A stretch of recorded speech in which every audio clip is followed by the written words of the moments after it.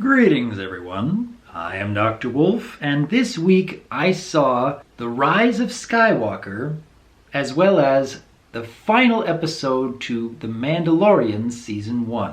And between the two, I had more fun watching the final episode of Season 1 Mandalorian than I did watching the final movie in the Star Wars film saga. And I found that just a little confusing, even a little troubling. I mean, the movie had far more of a budget to work with than, say, The Mandalorian. It's had a lot more hype put into it over the years than The Mandalorian. And yet, looking back, I don't think I have much of a reason to go back and watch The Rise of Skywalker, but months down the road, I know I'm going to want to watch the Mandalorian series all through again, especially as it gets close to Season 2. Now, to be fair, I think The Rise of Skywalker has several elements that are actually a fair bit better than The Mandalorian. For example, the cinematography. There are certain scenes in The Rise of Skywalker which are quite frankly gorgeous to look at and just leave you in awe. I mean, I thought that lightsaber battle between Rey and Kylo Ren as the ocean waves are crashing against them every which direction, I mean, that's a spectacle to see. I also think the music in The Rise of Skywalker is a fair bit better than The Mandalorian. I mean, even though the Mandalorian theme has a very mysterious vibe to it and certainly draws you in, the music in The Rise of Skywalker, that really brought back some nostalgic moments for me. I will always love the music of John Williams. I also think that, for the most part, the special effects in The Rise of Skywalker were more impressive overall. That doesn't necessarily mean that they are attached to a better story or characters, though.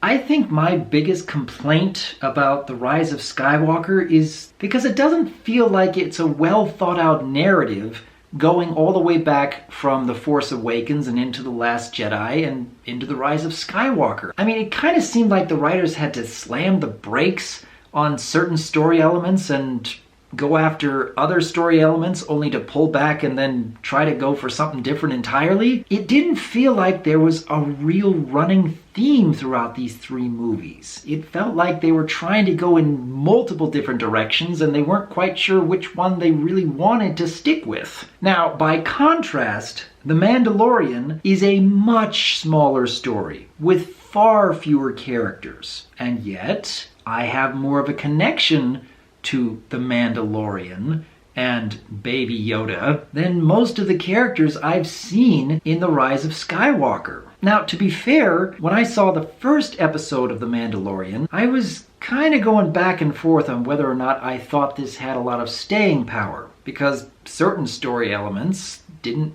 seem like they really went anywhere, or just felt like they might have been comparable to high school fan fiction. But the way the story came to an end in that first episode, that plot hook, introducing Baby Yoda, and suddenly, oh, that's really fascinating. I wonder where they're going to go with this. And throughout every subsequent episode, we get to see the Mandalorian making choices that show more of his character and allow us to root for him, even though he has quite a few enemies who are trying to chase him down. Every subsequent episode, we get to see him and Baby Yoda trying to survive, going to any which corner of the galaxy that he might be able to find work while also being able to hide. And increasingly, he finds that he can't. He has to go back and face this. And towards the end of The Mandalorian, when they're introducing this Grand Moff Gideon, I think his name is, that is a more interesting villain than Snoke. And that's a little troubling that this Gideon character, who has had far less screen time, far less hype building up towards his appearance, is a more interesting character. The dialogue they gave to him tells you very quickly what kind of a man this is. And connecting it to the Mandalorian's past, that's also interesting. I am very curious where they intend to go with this character, especially seeing as how he kind of lost his army and now needs a way to follow the Mandalorian and Baby Yoda again. I'm genuinely curious why he felt it was so necessary to destroy not only the Mandalorian and his companions, but also this Baby Yoda as well. Now, in contrast with The Rise of Skywalker, having Emperor Palpatine come back and kind of become the big bad and introducing this massive fleet of Star Destroyers, I just didn't care as much. I knew that, well, they're going to win somehow, and yeah, at multiple points it's going to feel like there is no hope, but I know that they're going to move from one story element to the next. I could tell what was going to happen throughout most of it. With The Mandalorian, even though he is going through many different parts of the galaxy, just like Rise of Skywalker was, it didn't feel like a fetch quest. With the Mandalorian series, it felt like they're against the ropes.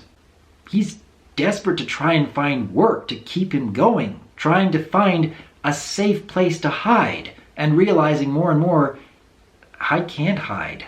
I have to deal with this head on. Now compare that to The Rise of Skywalker, where, oh, this person says you need to go to this place and collect this thing, and then, okay, now you have this thing, well, now you have to go over to this place to get this thing, and I didn't really care nearly as much about where they were going and why they were going there. And it's a bit of a shame that this grand, epic movie just isn't something that I really feel the need to watch again.